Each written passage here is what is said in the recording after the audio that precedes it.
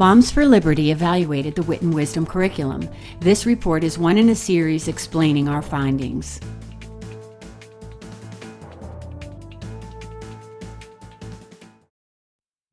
Death, sadness, fear. A baby owlet is killed in this story, read to kindergartners.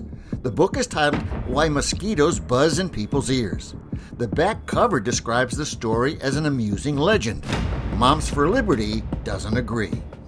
This is really the first introduction to a depressing storyline at the tender age of 5 and 6-year-olds. Lots of dark illustrations of angry animals with bared teeth and snarls. It's just a pervasive theme of death and negative emotions at the kindergarten age. Here's a reading of the paragraph that sets the tone and the storyline. Mother Owl was not at home, for though she usually only hunted in the night, this morning she was still out searching for one more tidbit to satisfy her hungry babies. When she returned to the nest, she found one of them dead. Her other children told her that the monkey had killed it.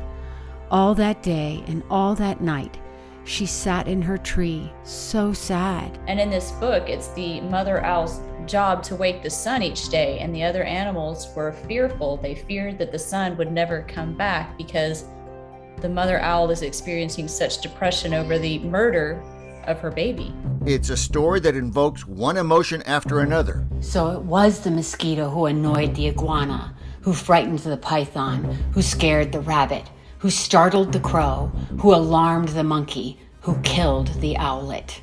What do we have here? Annoyed, frightened, scared, startled, alarmed. Vocabulary lessons offer more of the same.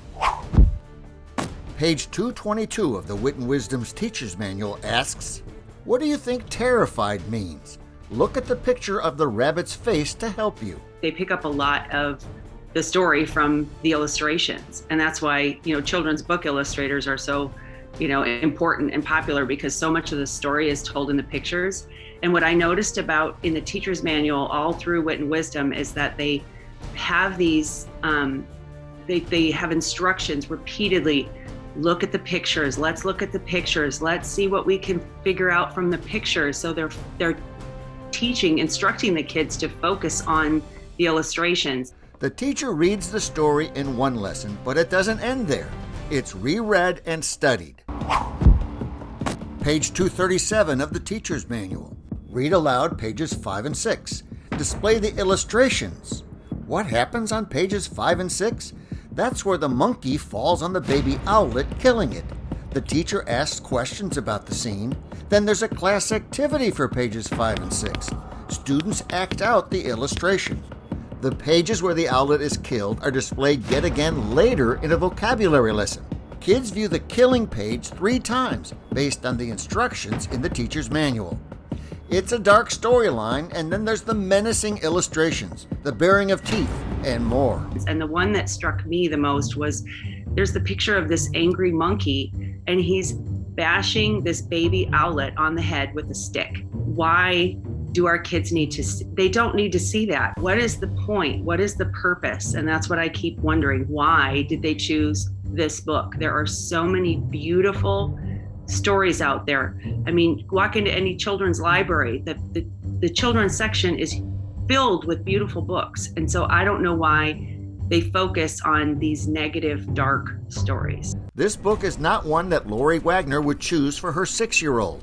At this age, she relies so heavily on adults, right? Because you're supposed to respect the adult. You're supposed to listen to the adult. And if a teacher tells you you need to be sad over this, or you need to reenact a scene from this book with the proper emotion, she's going to do it. And she's not going to realize that maybe this is too sad, or maybe this is too heavy, maybe this isn't right, because she's going to listen to what the teacher says. And thank goodness we started digging into this, because these are not books that I would check out of the library. These are not books that I would sit down with my 6-year-old and read. The curriculum is really end-to-end social emotional learning. Remember that paragraph with annoyed, frightened, scared, startled, and alarmed? It's all about emotions in the words and in the pictures. The teacher's manual asks the children all the time, focus on the picture. How does it make you feel?